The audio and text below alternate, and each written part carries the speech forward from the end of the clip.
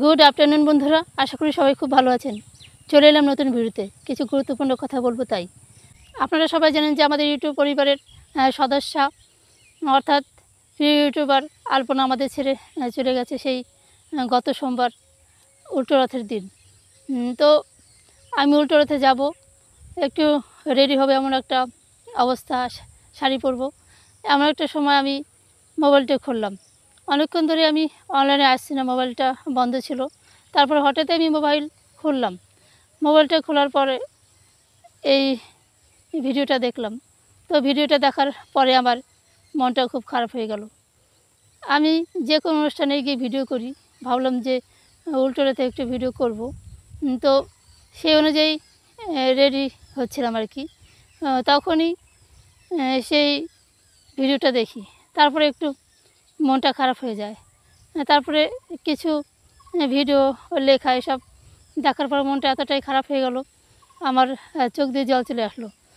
তারপরে আমি আর সেই উল্টো রথে তাড়াতাড়ি গেলাম না এবং ভিডিও করা হলো না। তারপর কিছুক্ষণ ভিডিও দেখার পর ওর সম্বন্ধে কিছু জানলাম। তারপরে কিছুটা সময় পরে, সন্ধ্যার পরে আমি গেলাম, গিয়ে একটু রথ দেখে চলে এলাম। তারপরে তখন থেকে আমি ভাবছি যে কেমন একটা ঘটনায়, কেমন একটা খবর। মানে পৃথিবীতে ভালো মানুষরা থাকে না, ভগবান তাদের নিয়ে যায়, তাদের কাছে নিয়ে যায়। এই ঘটনায় সেটা প্রমাণিত হলো। আলপনা রবি ব্লগের আলপনা এমন একজন ট্যালেন্টেড মহিলা, বয়সও খুব বেশি নয়, হালকা বয়স। তো এমন একজন ট্যালেন্টেড ব্যক্তি যে এই বয়সে সে অনেক কিছুই আমাদের দিয়ে গেছে, যেটা ভোলার নয়। সেটা হয়তো আমরা সারা জীবনেও করতে পারবো না, পারবো কিনা সেটা জানি না, কিন্তু এত কম বয়সে আমাদের খুব হাসি গেছে এবং অনেক কিছু শিখিয়ে দিয়ে গেছে। সেটা আমাদের কাছে অনেক পাওনা, কিন্তু খুবই খারাপ লাগছিল এবং লাগছে এখনও। সবচেয়ে কষ্ট এবং খারাপ লাগার ব্যাপারটা হলো ওর মা অর্থাৎ মাসিমার জীবনটাই নষ্ট হয়ে গেল। অল্প বয়সে স্বামীকে হারিয়েছিলেন, তার স্বামীকে নৃশংসভাবে হত্যা করেছেন। তারপরে এসব আঘাত, যন্ত্রণা এবং ব্যথাকে একটু ভুলে মেয়েকে নিয়ে খুবই ভালো ছিলেন। সবচেয়ে বড় কথা হলো খুব ভালো একটা জামাই পেয়েছেন উনি। অভিনয় করতেন যে মেয়ে হলো বৌমার, জামাই হচ্ছে ছেলে, সেই হিসেবে সত্যি তাই এত ভালো একটা জামাই উনি পেয়েছেন। ছেলে থেকে বেশি মানুষ এত ভালো একটা ছেলেও পায় না, তো এত ভালো একটা জামাই পেয়েছেন। মেয়েটা মারা গেছে, আলপনা মারা গেছে, তবুও জামাইটা এতটাই ভালো যে ভিডিওতে এসে কিংবা লাইভে এসে এখনও বলছে যে আমার শাশুড়িকে আমি সারা জীবন আগলে রাখবো। এরকম একটা জামাই পাওয়া খুবই কষ্টের ব্যাপার আর কি। তবুও উনি ভাগ্য করে পেয়েছেন। কিন্তু কথা বলে না যে মানুষের সুখ সয় না, ভগবান সেটা সহ্য করতে পারেন না। নিয়তির কঠিন পরিহাস, সেই মৃত্যুর পথে তাকে টেনে নিয়ে গেল, কিছু করার নেই।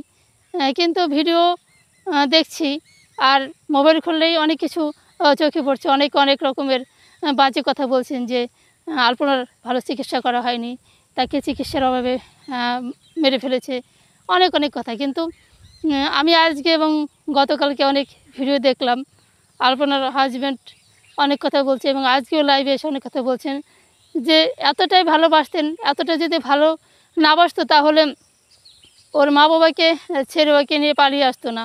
মা বাবা ওদের ভালোবাসাটা মেনে নেয়নি, তাই মা বাবার অমতে পালিয়ে বিয়ে করে ওরা সংসার করেছিল। আলপনাদের বাড়িতেই ছিল, জামাই মেয়েকে নিয়েই খুবই ভালো কাটছিল। তো অনেকে অনেক কথা বলছেন যে ওর হাজব্যান্ড ভালো নয়, তারপরে ভালো চিকিৎসা করা হয়নি। বন্ধুরা, এখানে আমি একটা কথা বলতে চাই যে আমরা প্রথমেই বুঝতে পারি না যে আমাদের ভিতরে কী হয়েছে। অনেকের অনেক সমস্যা ভোগেন, কিন্তু আমরা অতটা গুরুত্ব দিই না। ওর মা কিংবা ওর হাজব্যান্ডকে ভেবেছিল যে ও মারা যাবে, সেটা যদি আগে ভাবতো বা আগে জানতো তাহলে হয়তো অনেক আগে আরও ভালো ট্রিটমেন্ট করার চেষ্টা করতো। তবুও তো থেমেছিল না, যতটা পেরেছে চেষ্টা করেছে, বাইরেও ডাক্তার দেখিয়েছে। কিন্তু যে এটা হচ্ছে ওর আয়ু ছিল এতদিন আর কি। ভগবান ওর আয়ু 4 এতদিন রেখেছিল।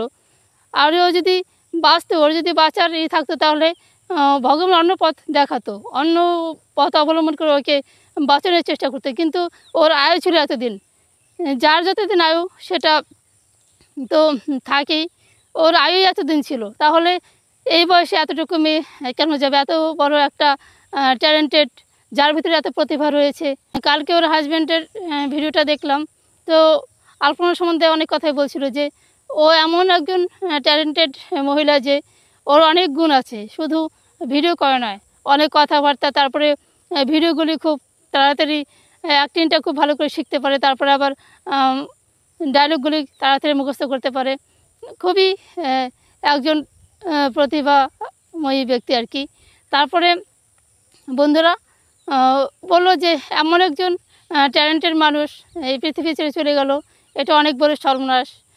ওর মার কোল খালি করে দিয়ে গেল। তারপরে আবার এত ভালো ওদের বন্ধন ছিল, হাজব্যান্ড ওয়াইফ তারপরে মা, এই তিনজনের কিনে ওদের সংসার খুবই ভালো চলছিল। ভগবান সেই সুখটা সহ্য করতে পারছিল না।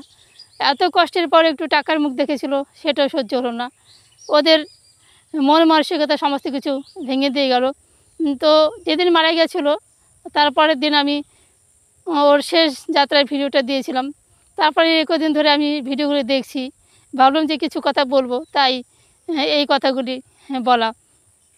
তো বন্ধুরা, কেউ চায় না যে পৃথিবী থেকে কেউ চলে যাক। তারপরে মানুষ যদি জানে যে ও বাঁচবে না, কিংবা ওর অনেক বড় ডাক্তার দেখানো দরকার, তো মানুষ সেটা আগে করতো। কিন্তু ভিতরে ভিতরে এতটা রোগেও আক্রান্ত সেটা কেউ জানতো না, ওর হাজব্যান্ডও জানতো না। ওদের বাড়ি তো দিনাজপুর, সেই দিনাজপুর থেকে কলকাতা ডাক্তার দেখাতে নিয়ে আসলো। কিন্তু নিয়ে আসলো, সবই করলো, তারপরে বাঁচাতে পারলো না। এটা অনেক বড় দুঃখের। ওর হাজব্যান্ড বলছিল যে এমন একটা রক্তের গ্রুপ ও নেগেটিভ, এই ব্লাডটা সহজে পাওয়া যাচ্ছিল না। অনেক ঘোরাঘুরি করেছে ব্লাডের জন্য, তবুও কোনোভাবেই পাচ্ছিল না। বলছিল যে আমি যে কতটা কষ্ট করেছি ওর জন্য, সেটা ভাষায় প্রকাশ করা যাবে না। আমি পাগলের মতো ছুটেছি রক্তের জন্য, তবু সেই ব্লাড পাওয়া গেল না। আসলে আমাদের শরীরের প্রধান উপাদান হচ্ছে রক্ত। এই রক্ত ছাড়া আমরা কখনোই বাঁচতে পারি না। কিন্তু ওর শরীরের রক্তটাই খারাপ ছিল, তারপরে রক্ত শূন্যতাও হয়েছিল। এতটা সমস্যা নিয়ে মানুষ তো কখনোই বাঁচতে পারে না, ভিতরে ভিতরে অনেকটা শেষ হয়ে গেছিলো। যখন দিনাজপুর থেকে ওকে নিয়ে আসলো ডাক্তার দেখাতে কলকাতা, ওকে ভর্তি করা হলো নদিয়ার কল্যাণীর জওহরলাল নেহরু হাসপাতালে। তো সেখানে ভর্তি করানোর পর ওর অবস্থা কিন্তু খুব একটা খারাপ ছিল না। ওর হাজব্যান্ড যেটা বললো আমি শুনলাম, যে অবস্থা তেমন একটা খারাপ ছিল না যে মারা যাবে, সেটা কেউ ভাবেনি। ওর মা ভাবেনি, ওর হাজব্যান্ডও ভাবেনি। তবু ভাগ্যের পরিহাস, নিয়তির পরিহাস, কী আর করা যাবে, বাঁচানো গেল না। মানুষ অনেক কথাই বলছে, কিন্তু মানুষ তো কষ্ট করেনি, কষ্ট করেছে ওর মা, ওর হাজব্যান্ড ওকে নিয়ে দৌড়াদৌড়ি করেছে, ওকে নিয়ে অনেক জায়গায় গেছে, ওর পাশে থেকেছে। তাদের সান্ত্বনা দেওয়া দরকার, আমি মনে করি। তাদের সম্বন্ধে আজেবাজে কথা না বলে তাদেরকে একটু সান্ত্বনা দেওয়া দরকার। সবচেয়ে বড় কথা হলো আমরা নিজেদেরকে নিয়ে অতটা ভাবি না কখনোই। প্রত্যেক মানুষের ভিতরেই অনেক রোগ রয়েছে, কেউ সুস্থ নেই, পৃথিবীতে কেউ সুস্থ নেই। এই যে আমি কথা বলছি, আমিও সুস্থ নেই। এখন আমি আপনাদের সঙ্গে কথা বলছি, কিন্তু আমার জীবনে তো খারাপ সময় আসতে পারে। তো সেটা সবাইকেই ভাবতে হবে নিজের শরীর নিয়ে। প্রত্যেক মানুষের নিজের শরীরের যত্ন রাখা দরকার। কার শরীরে কখন কী রোগ হয় সেটা বলা যায় না। প্রত্যেক বন্ধুদের বলবো যে সবার যার যার শরীরের খেয়াল রাখার চেষ্টা করবেন, এবং অসুখ হলে কিংবা কোনো রোগ ব্যাধি হলে অবশ্যই ঠিক সময়ে চিকিৎসা করার চেষ্টা করবেন, নিজেকে সুস্থ রাখার চেষ্টা করবেন। এবং শুধু নিজেকেই নয়, আপনার আশেপাশে যারা রয়েছেন, মা বাবা, ভাই বোন, প্রতিবেশী, সবার শরীরে একটু খেয়াল রাখার চেষ্টা করবেন। এবং কারো অসুখ হলে অবশ্যই তার প্রতি একটু নজর দেবেন। সবাইকে ভালো রাখার চেষ্টা করবেন এবং নিজেও ভালো থাকবেন। তো বন্ধুরা, ভিডিওটা এখানেই শেষ করলাম। সবাই ভালো থাকবেন, সুস্থ থাকবেন। দেখা হবে পরের ভিডিওতে। ধন্যবাদ সবাইকে।